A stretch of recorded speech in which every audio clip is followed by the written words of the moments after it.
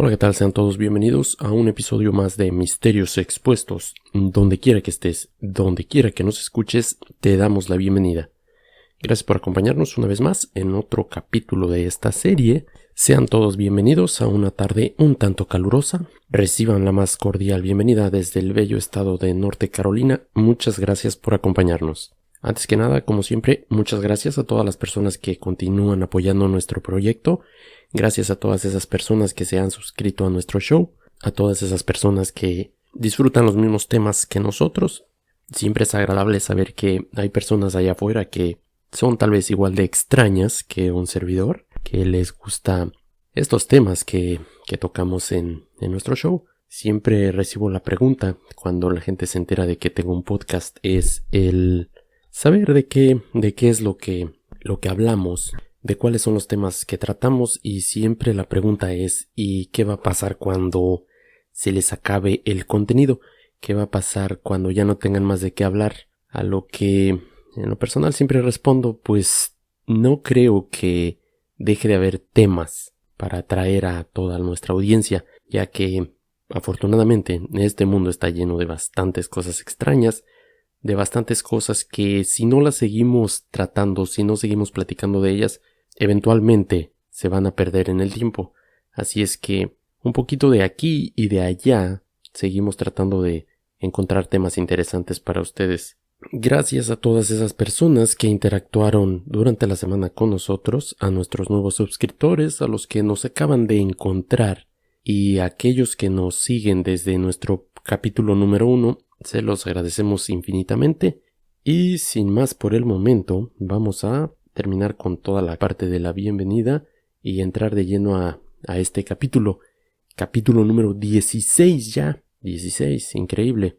Parece que fue ayer el día que liberamos nuestro primer episodio, pero ya gracias a ustedes y al buen recibimiento que hemos tenido, ya hemos llegado a este capítulo número 16, cual esperemos que les guste. Como el título revela, va a ser un poco una mezcla, tanto historia con misterio, pero va a ser por demás interesante, así es que esperemos que lo disfruten.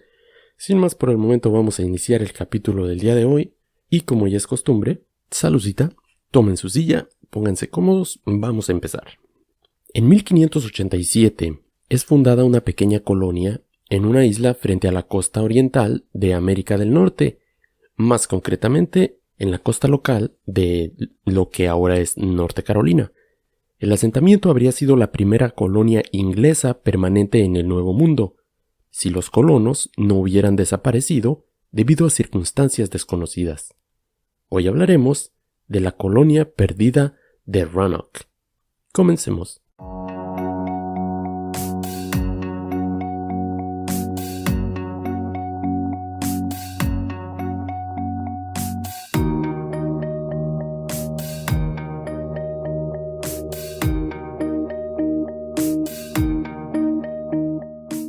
Como ya mencionamos en el intro, el día de hoy vamos a hablar de la colonia perdida de Roanoke.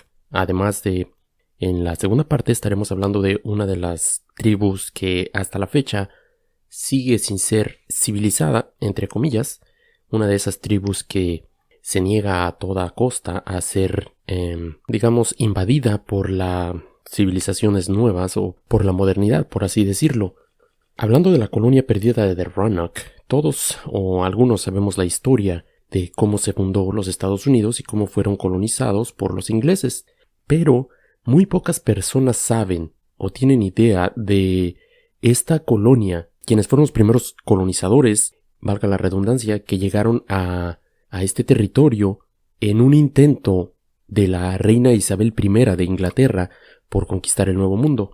Todo hubiera estado muy bien, pero algo pasó, y por unas circunstancias extrañas, esta colonia se pierde.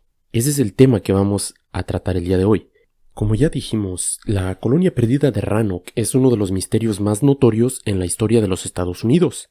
Las pistas crípticas dejadas en el asentamiento abandonado y la falta de evidencia concreta lo convierte en el foco de especulaciones y teorías salvajes.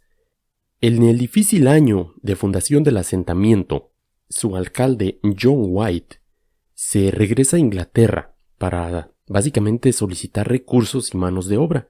esta persona ve el potencial que tiene este nuevo territorio al que acaban de llegar, pero, por desgracia, el clima y sobre todo la falta de recursos que encontraron lo obliga a regresar a pedir ayuda, y es donde se desenvuelve la desaparición de esta colonia, todo el misterio que hay alrededor de ella. Como ya dijimos, esta persona regresó a Inglaterra a rogarle a la reina que le diera más recursos para continuar con la exploración más tierra adentro dentro del territorio americano, o lo que es ahora Estados Unidos. Regresa 3 años después, solo para encontrar el asentamiento vacío. Su esposa, hijo y su nieto, quien cabe mencionar que sería el primer hijo de un ciudadano inglés nacido en lo que ahora es Norteamérica, todo el mundo había desaparecido. Las palabras Croatoan y las letras CRO, talladas en los árboles dentro de los límites de la colonia, fueron los únicos signos que apuntaban a una explicación. A pesar de las pistas, la tripulación que regresó no pudo buscar a los colonos desaparecidos. Por desgracia, justo cuando regresan y encuentran el asentamiento vacío, una enorme tormenta se acercaba, y esto los obliga nuevamente, no les permite desembarcar, y se ven obligados a regresar a Inglaterra nuevamente. Sobre la base de la misteriosa talla en los árboles, la cercana isla de Croatoan, lo que ahora es conocido como Cape Hatteras, es el lugar al que muchos creen que se mudaron los colonos. En el momento de la fundación de la colonia, los indios Hatteras ocuparon la isla, y una teoría popular supone que los colonos se unieron al grupo de nativos americanos para superar su falta de recursos y el desconocimiento de la tierra. Una supuesta evidencia de esta afirmación es la existencia de tallas en piedra que supuestamente fueron hechas por Eleanor Dare, la hija de John White. Estas piedras a menudo son llamadas Dare Stones. Contienen historias escritas que cuentan el destino de los colonos y anécdotas personales de Dare y su padre. Aunque se cree que en gran medida que son un engaño y una falsificación, existe cierta creencia académica de que al menos una de las piedras podría ser auténtica.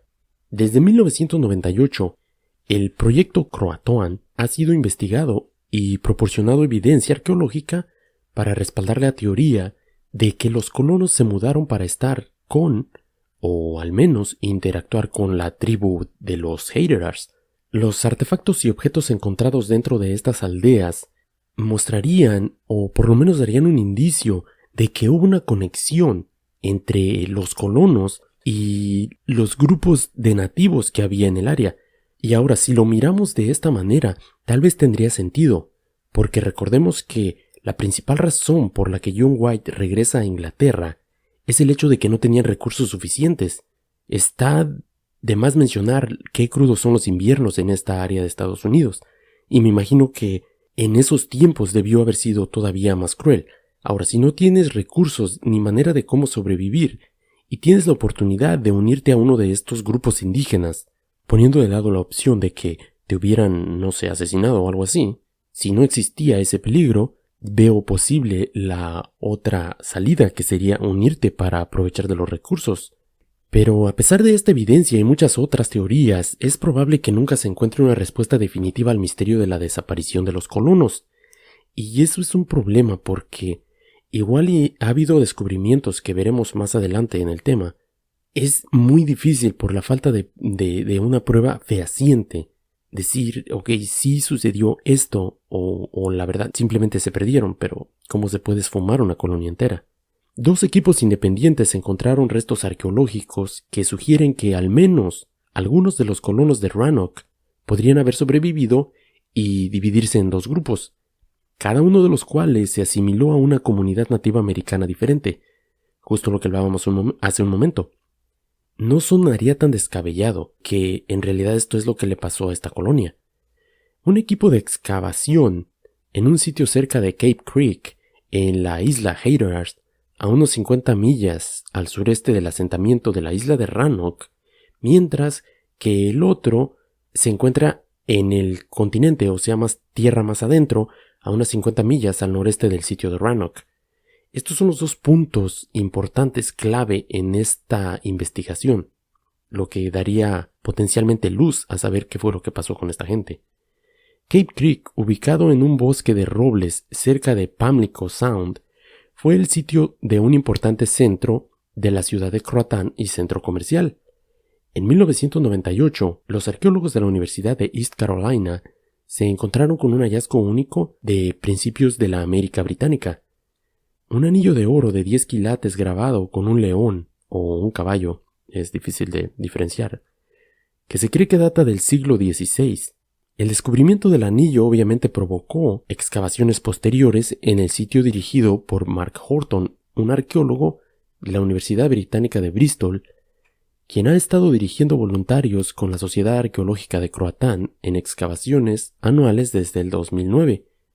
Recientemente se sabe que este equipo encontró un pequeño pedazo. Ellos se refieren a esto como una pizarra que parecía que hubiese sido utilizado para la escritura o como parte de la empuñadura de un estoque de hierro. Una espada ligera similar a las utilizadas en Inglaterra a fines del siglo XVI, junto con otros artefactos de origen europeo e indígena, además fueron encontradas. Además de lo intrigante de estos objetos, el sitio de Cape Creek produjo una barra de hierro y un gran lingote, algo así como un bloque, de cobre, ambos encontrados enterrados en capas de tierra que parecen datarse de finales del siglo XVI. Los nativos americanos carecían de dicha tecnología metalúrgica, por lo que se cree que serían de origen europeo. Pero, desviándome un poquito de la investigación original, al ver esto que están diciendo, como siempre pasa, que los nativos no pudieron haber sido capaces de estas cosas, es esa manía que siempre tienen de un tanto menospreciar las capacidades de los antiguos nativos. Es como decir que las pirámides de Egipto no fueron hechas por, los egipcios, valga la redundancia, o que las pirámides en México o las pirámides de la cultura maya no fueron hechas por ellos, sino que hubo extraterrestres o alguien de otro lugar que vino a hacerlas. ¿Por qué no darles ese reconocimiento que en realidad se merecen? ¿Por qué no aceptar de una vez y por todas que tal vez sí fueron ellos, tal vez sí tenían las capacidades para hacerlo? Pero en fin, aquí vemos eso una vez más, diciendo que tal vez no eran de los indios. En fin, según la revista National Geographic, algunos de los artefactos que se encontraron eran artículos comerciales, pero parece que otros podrían haber pertenecido a los mismos colonos de Roanoke. La evidencia es que se asimilaron con los nativos americanos, pero conservaron sus productos. Una vez más, ahí hay una afirmación más que se hace por medio de la revista National Geographic, donde dice que todo señala a que sí hubieran habido una fusión entre estos dos grupos. Pero entonces, ¿qué fue lo que pasó con la colonia? ¿Esta es la respuesta final? ¿O qué fue lo que sucedió? Porque, pues, cada que se habla de este tema, los historiadores tienen muchas teorías, pero evidencia sólida hay muy poca. La primera persona en descubrir la desaparición de los colonos, el gobernador John White, que es la persona con quien iniciamos el relato, informó que todo lo que vio fue una carta. O sea, esta persona llega al asentamiento, no hay nadie, solo había una carta. No había huesos, las casas habían sido derribadas, no destruidas, no quemadas, solamente las habían tumbado. Esto según la fuente que cita estos datos es un sitio de la Universidad de Virginia. Y hablando del grabado en el árbol con la palabra Croatoan, no indica angustia con una cruz de Malta, que sería la señal a ser utilizada en caso de que se vieran obligados a abandonar el lugar debido a causas no naturales. Digamos que esto era un código. Si la palabra Croatoan hubiera aparecido con una cruz, esa era la señal que quien llegara después iba a tener para saber que habían tenido que abandonar ese lugar por causas, extrañas a su voluntad. Todo apunta a que los colonos simplemente habrían recogido sus cosas y se habrían ido, lo que, una vez más, no tendría sentido ya que estaban esperando refuerzos, por así decirlo. Según la carta de White, los colonos estaban preparados para mudarse 50 millas tierra adentro. Esto podría significar que se mudaron al continente, a los bosques de Carolina del Norte, para ser más precisos. Pero otra explicación es que los colonos fueron víctimas de los españoles, y es aquí donde entra una teoría de la que muy pocas personas hablan. Porque se sabe que había un asentamiento de españoles en la costa de lo que ahora es Florida. Es cierto que los españoles de las Antillas estaban al tanto de la presencia de los colonos ingleses.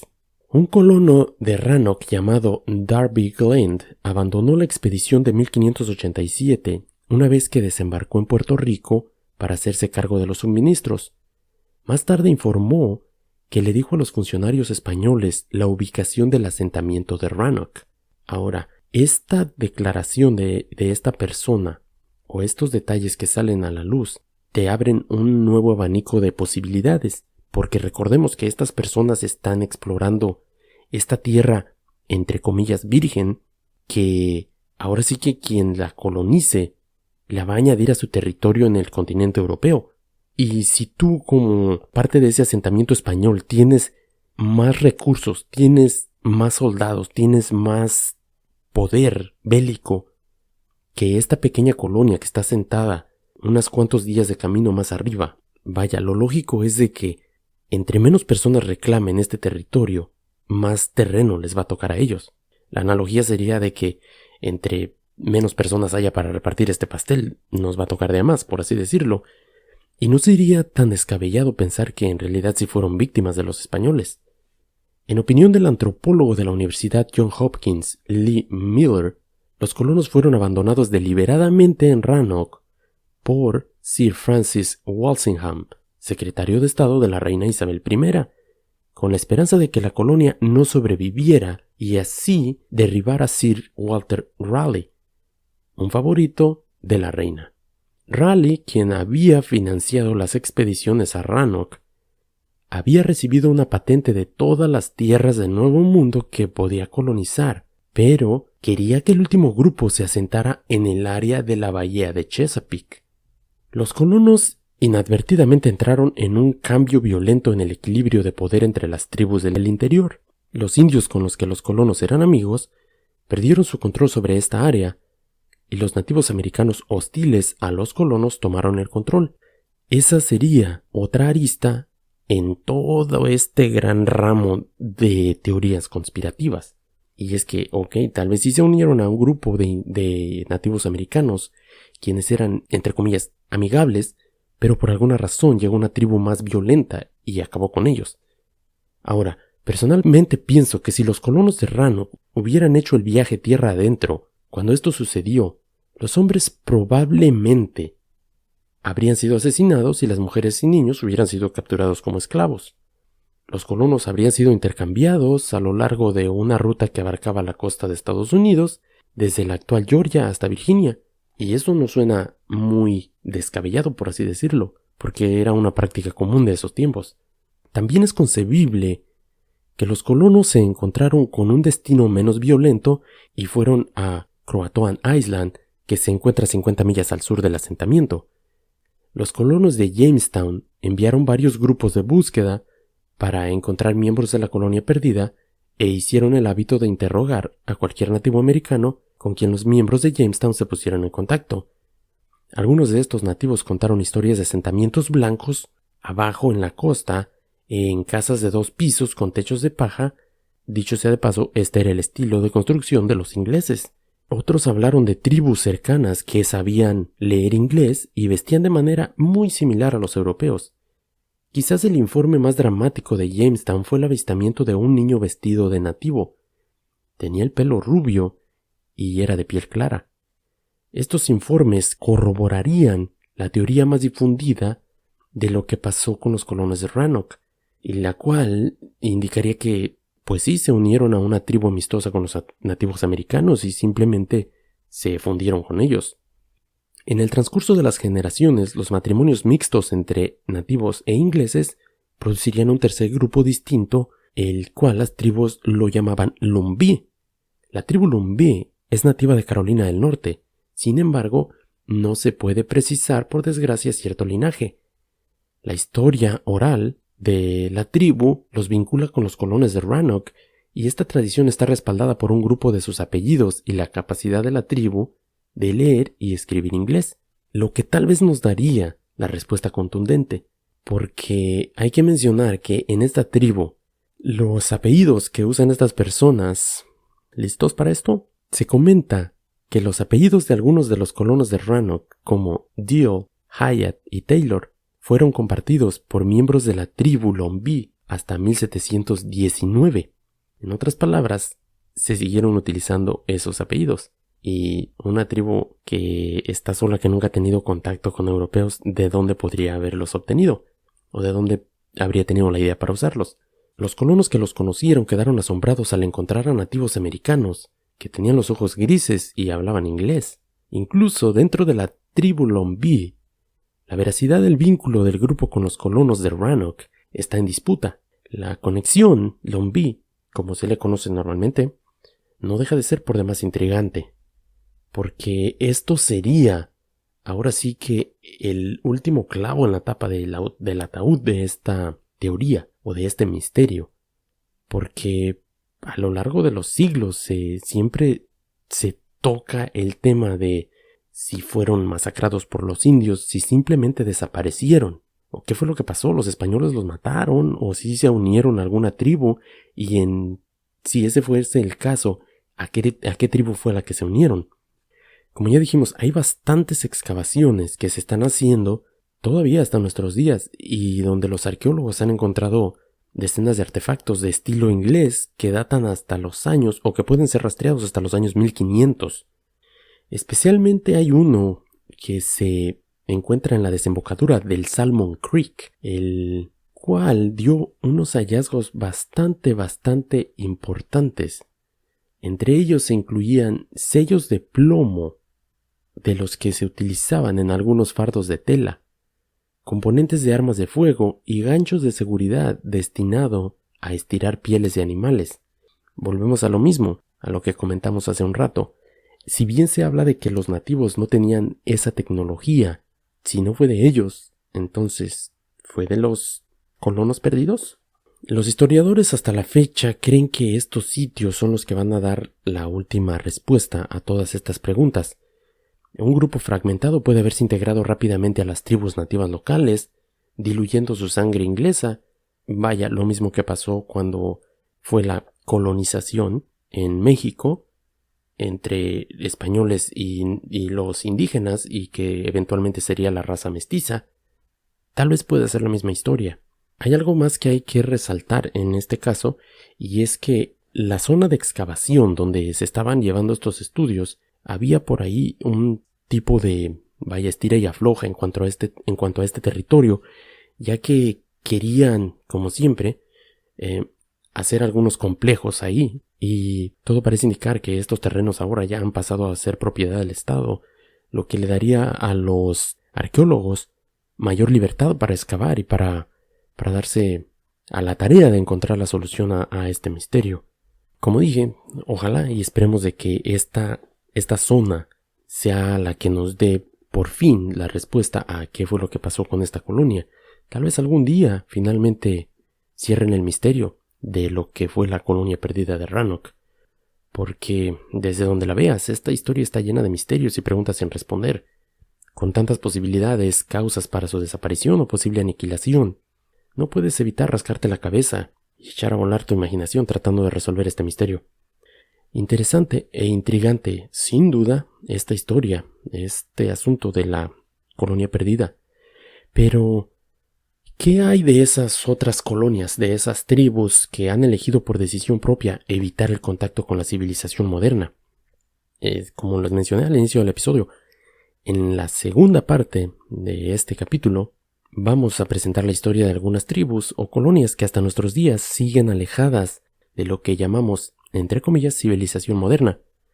Como ya está siendo costumbre, vamos a tomar un beer break. Rápidamente regresamos en un minuto, no te despegues.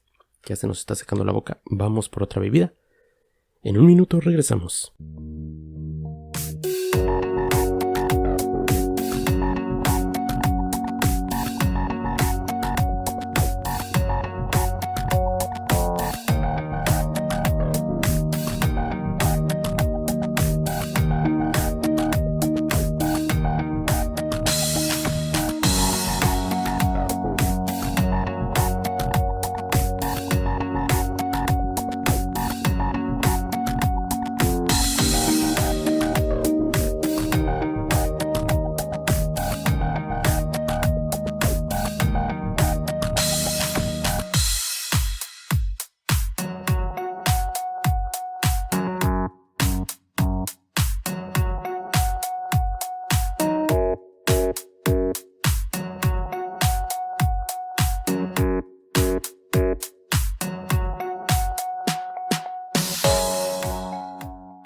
ya estamos de regreso una vez más. Gracias por seguir con nosotros. Vamos a iniciar la segunda parte de este episodio. Como algunos ya lo notaron, empezamos a dividir los episodios en dos pequeños temas para no alargarlos tanto y así darnos la oportunidad de ver dos temas distintos en un solo episodio, un 2x1. Espero que les guste el nuevo formato. Continuando con el tema, más de 500 años después de que Colón llegó al continente americano, todavía hay muchos grupos de habitantes originales del continente que evitan el contacto y la interacción con el mundo extranjero que Colón trajo hasta nosotros. Y nótese que menciono que Cristóbal Colón llegó al continente americano porque, y esto es personalmente, me niego a utilizar el término descubrió debido al pequeño detalle de que no puedes descubrir un continente donde miles de personas ya vivían antes de que el hombre europeo arribara. Esto sin siquiera mencionar el inmenso número de hallazgos que indican que por cientos o tal vez miles de años este continente tuvo contacto y comercio con diferentes civilizaciones y culturas de los otros continentes. Y, bueno, después de sacar esto de mi pecho por enésima vez, vamos a continuar. Hoy estamos más conectados que en cualquier otro momento de la historia de nuestra especie, pero grupos aislados de personas aún se las arreglan para vivir separados de la sociedad globalizada. Es imposible saber exactamente cuántas tribus existen. Sin embargo, organizaciones como Survival International estiman que más de 100 tribus están repartidas por todo el mundo.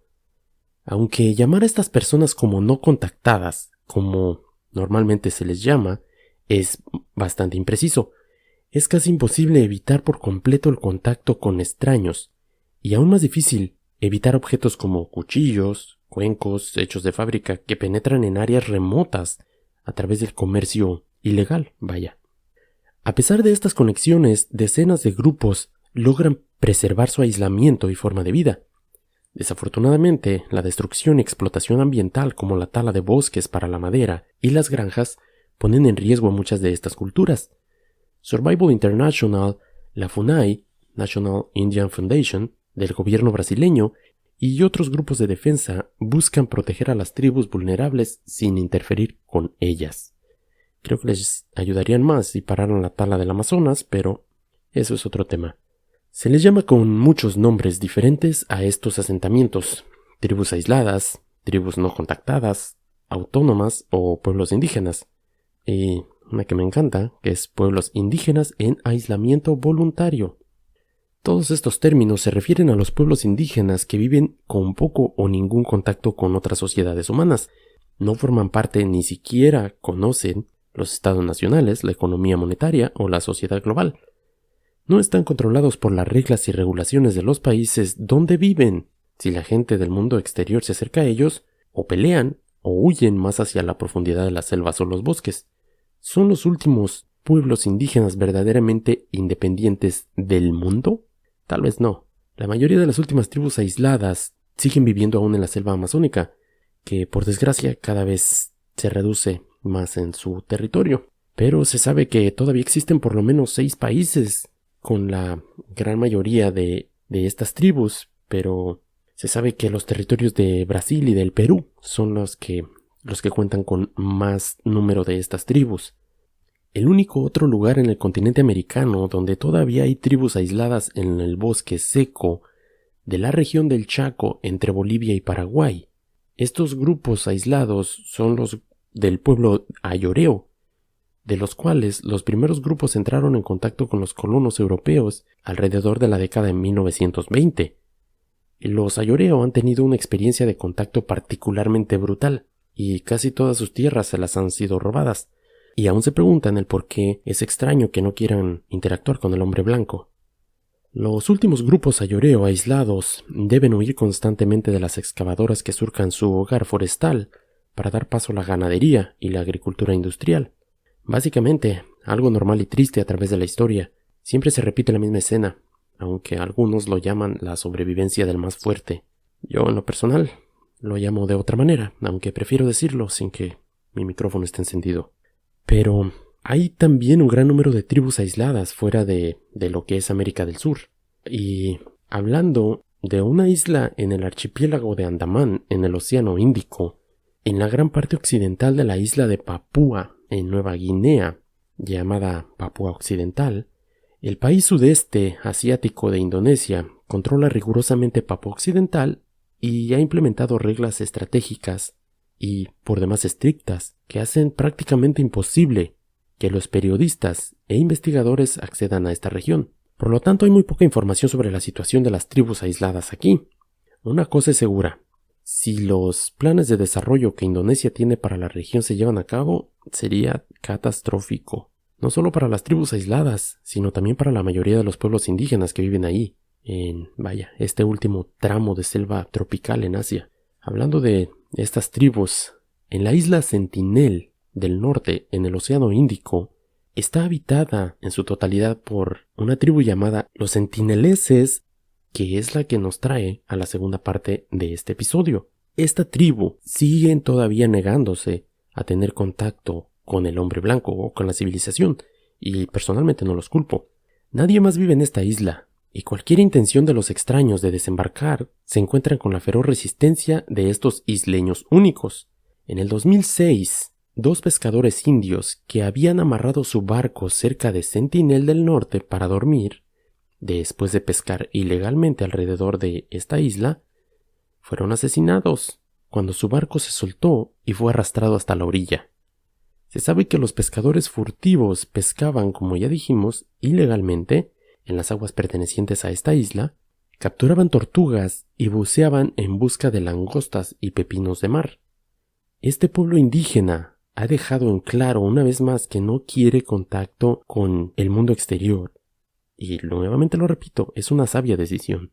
¿A qué me refiero? ¿Y por qué insisto en apoyar la decisión de esta tribu? Muchas de las tribus vecinas fueron aniquiladas después de que los británicos colonizaran las islas. Y estas personas no tienen inmunidad todavía frente a las enfermedades tan comunes como la gripa y el sarampión, que, acabarían con ellos si se llegara a dar un contacto. Casi todo lo que conocemos de los sentineleses procede de las observaciones realizadas desde embarcaciones amarradas más allá de lo que alcanzan sus flechas, desde la orilla y durante breves periodos en los que los permitieron a las autoridades acercarse lo suficiente para entregarles algunos cocos. Ni siquiera se sabe cómo se llaman a sí mismos. Los sentineleses cazan y recolectan en la selva y obviamente pescan en las aguas no profundas de la costa. A diferencia de la tribu vecina de los Yaragua, construyen embarcaciones, unas canoas muy estrechas descritas como demasiado estrechas como para que quepan 2 pies en ellas.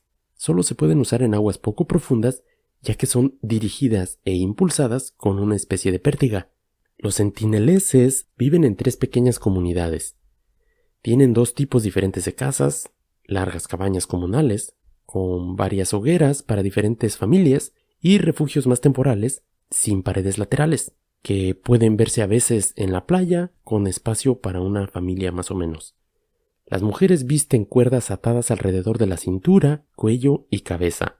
Los hombres también llevan collares y cintas en la cabeza, pero con cinturones más anchos. Además que los hombres son los portadores de los arcos y las flechas.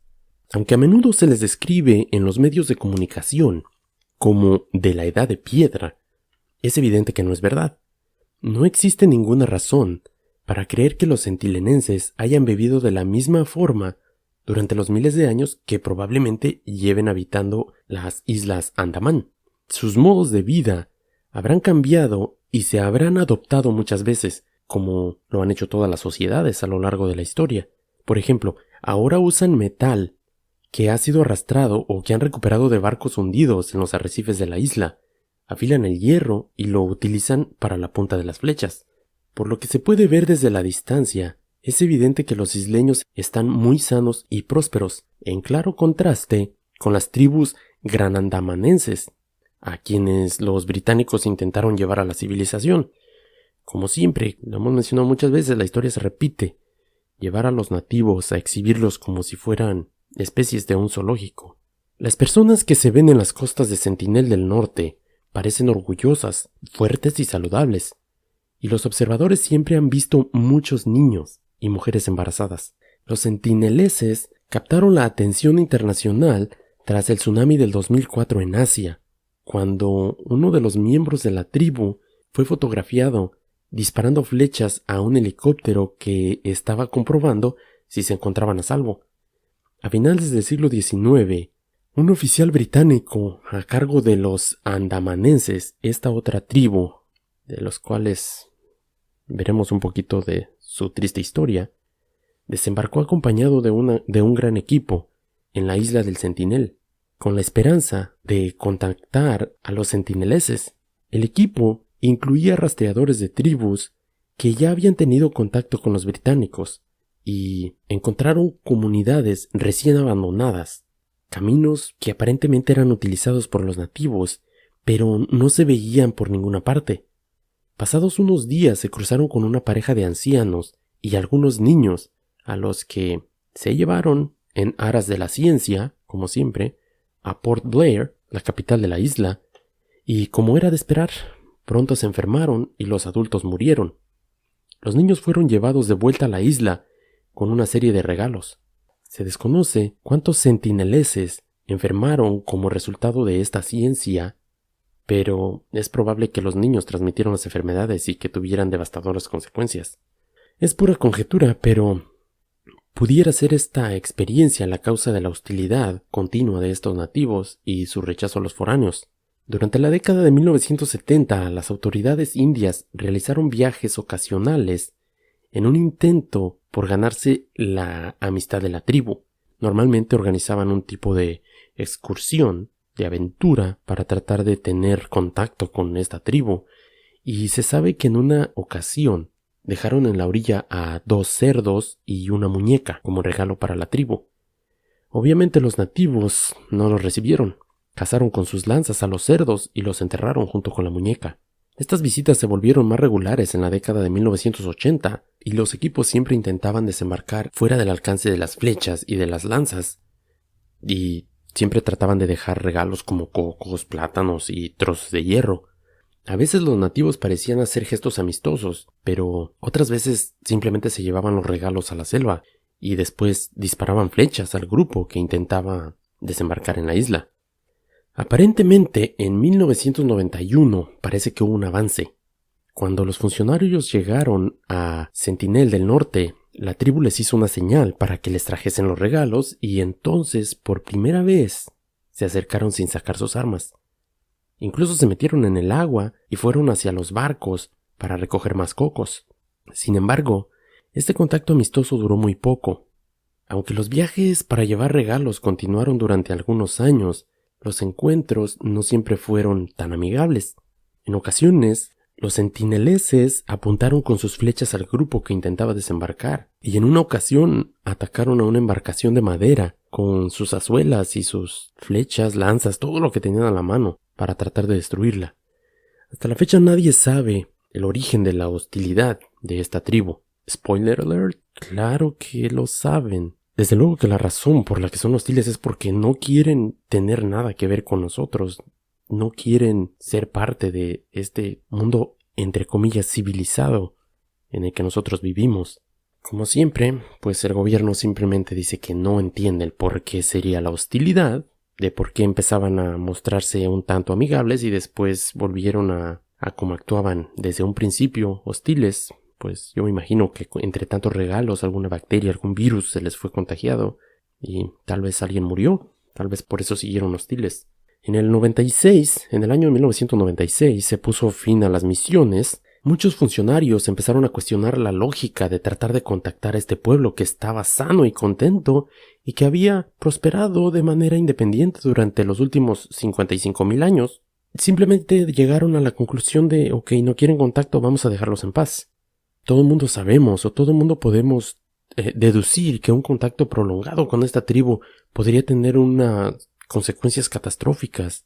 En los años posteriores solo se llevaron a cabo visitas ocasionales, de nuevo con respuestas diferentes. Tras el tsunami del 2004, como ya mencionamos, algunos funcionarios realizaron visitas para comprobar de que esta tribu estuviera bien, y pues parecía que todo marchaba con normalidad. Su extremado aislamiento les hace muy vulnerables, como ya hemos dicho, a las enfermedades del Nuevo Mundo, a las cuales pues obviamente no tienen inmunidad. Está de más machacar ese tema, pero ¿qué está pasando ahora? Somos la raza superior, por así decirlo, y el mundo está de cabeza porque no tenemos inmunidad ante un nuevo brote de un nuevo virus. Ahora, imagínate, nosotros es con un virus. Si tenemos un contacto con esas personas, ¿cuántas enfermedades para las que nos vacunamos, para las que ya somos inmunes, les vamos a llevar a esas personas de un solo golpe?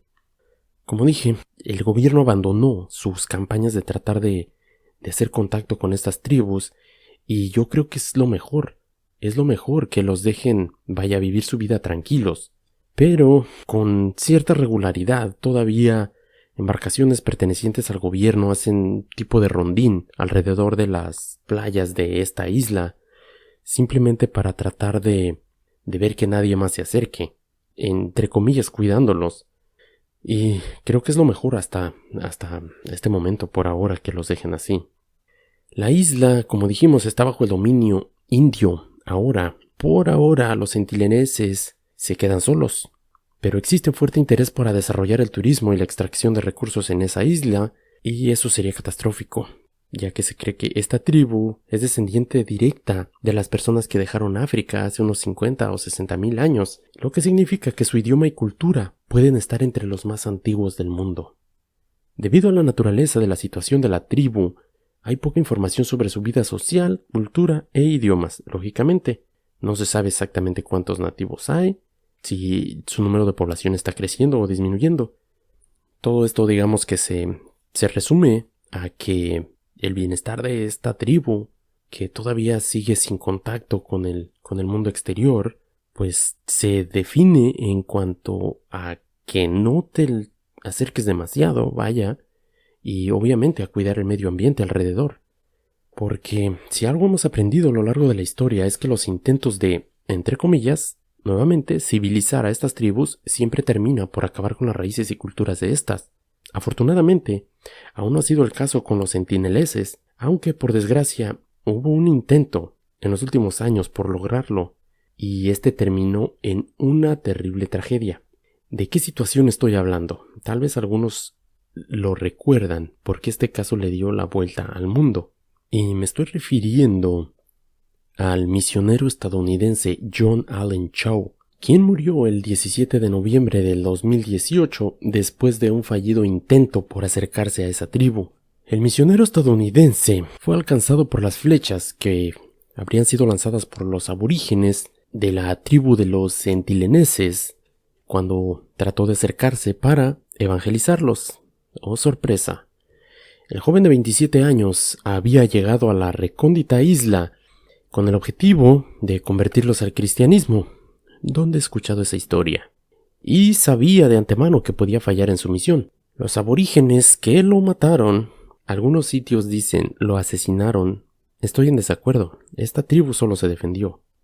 Han vivido aislados desde hace siglos, como ya comentamos, y obviamente no quieren ni turistas, ni visitantes, ni evangélicos, ni nada que se le parezca. El diario que Chau, en el cual relató sus últimas vivencias hasta su encuentro con la tribu, fue compartido por su madre mediante el Washington Post. Voy a citar sus últimas palabras, las cuales fueron: mi nombre es John, los quiero y Jesús los ama. Aquí tienen un poco de pescado.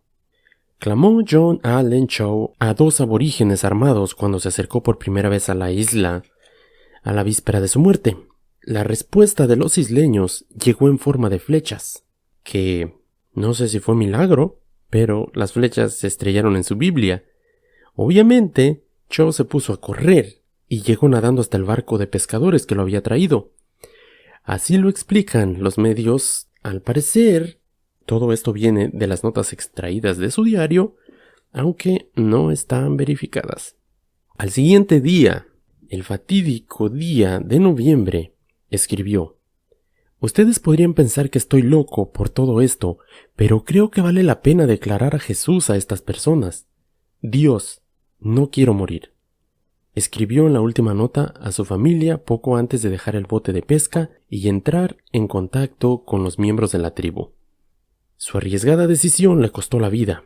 Al bajar y ofrecer el joven una vez más a esta tribu pescado y otros regalos, los aborígenes lo mataron a flechazos y lo enterraron en la playa. Su cuerpo fue encontrado al día siguiente por las autoridades y las 7 personas que lo acompañaron han sido detenidas por llevar a Cho hacia su muerte. Obviamente es una tragedia la muerte de cualquier persona, independientemente de cuál haya sido el motivo. Pero, una vez más, esta tribu deja por sentado que no quieren tener contacto con el mundo exterior. Y creo yo que debería ser algo que deberían de respetarles. Por desgracia, tuvo que ocurrir una tragedia para que, una vez más, dejen en claro ese mensaje. Y qué triste de que por ganarte unos cuantos dólares, que me imagino que esa fue la razón por la que lo llevaron, esta persona haya encontrado la muerte. No culpo a él simplemente por el hecho de querer evangelizarlos. Como dije, terrible idea, y ya hemos visto lo que pasó o lo que ha pasado cada vez que intentan hacer eso o que lo han hecho a través de la historia. Culpo más a esas personas que, a sabiendas de que esto podría pasar, aún por la ambición de unos billetes verdes, todavía lo llevan, sabiendo que esto podía ocurrir. En fin, esta es la historia de esta tribu de los sentineleses, y espero que la hayan disfrutado y se hayan entretenido un buen rato.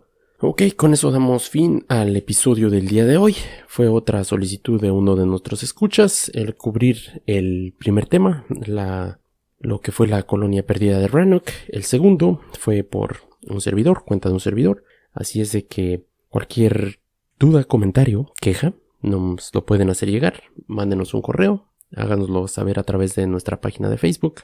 Y como siempre, gracias por acompañarnos y los esperamos en el próximo capítulo. Manténganse misteriosos. Mi nombre es Alejandro. Hasta la próxima.